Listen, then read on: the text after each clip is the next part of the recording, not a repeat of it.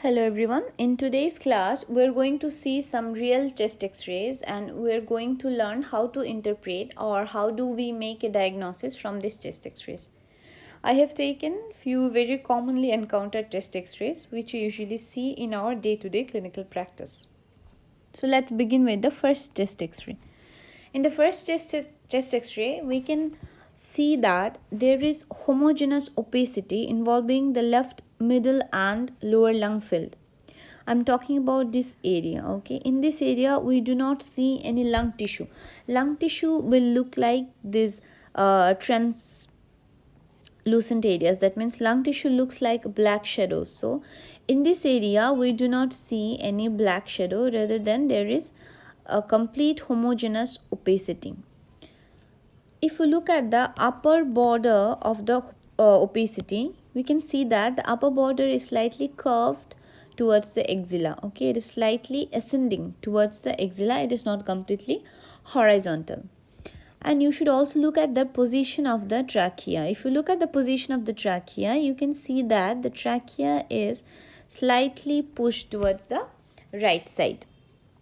Okay, so this is a typical chest x-ray of left-sided pleural effusion. Okay, presence of homogeneous opacity in the left middle and lower lung field with a slightly curved upper border along with the trachea pushed towards the right side. Okay, these are all suggestive of left-sided pleural effusion. Radiologically, we can grade the pleural effusion. If the pleural effusion is below the fourth intercostal space, this is considered as mild pleural effusion. If it ascends above the fourth intercostal space but below the second intercostal space, it is known as moderate pleural effusion. But if it ascends even above the second intercostal space, it is known as massive pleural effusion. From this particular chest x-ray, it seems to be a case of moderate left-sided pleural effusion. Okay. Let's move on to the next chest x-ray. Okay, in this particular chest x-ray, we can see that there is some homogeneous opacity involving the right upper zone. Okay, there are also of course some inhomogeneous areas in between. Here we can see some lung tissue. Okay, and if you look at the position of the trachea is centrally placed. So this is most probably a case of consolidation involving the right upper lobe.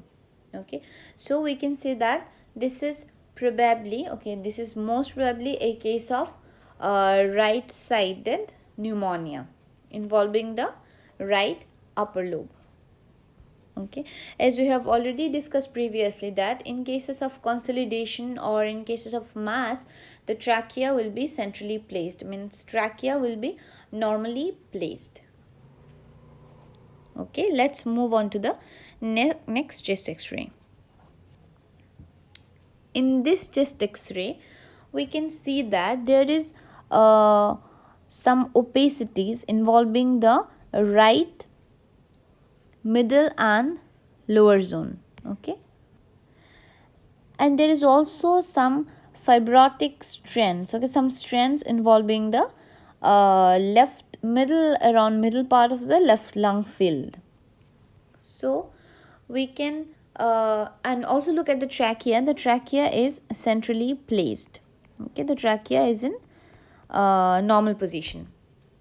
So most probably this is a case of pneumonia involving the right middle and lower zone, and also there is presence of some fibrotic strands in the left lung field, which may be a sequelae of a previous infection. Okay, let's move on to the next x-ray.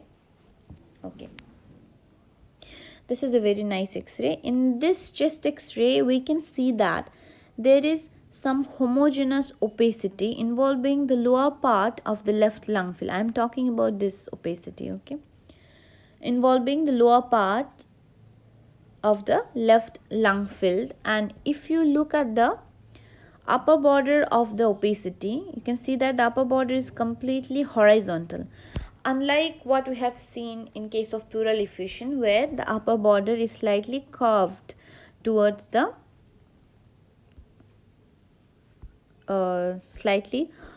curved towards the X-ray, towards the axilla.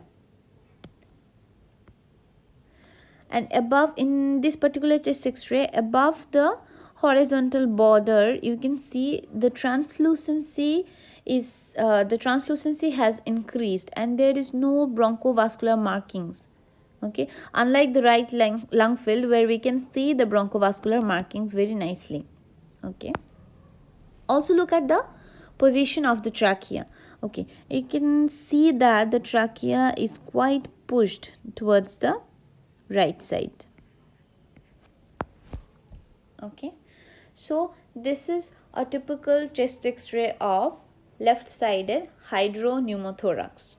Okay, so this is all about the few X-rays which I wanted to discuss. Thank you.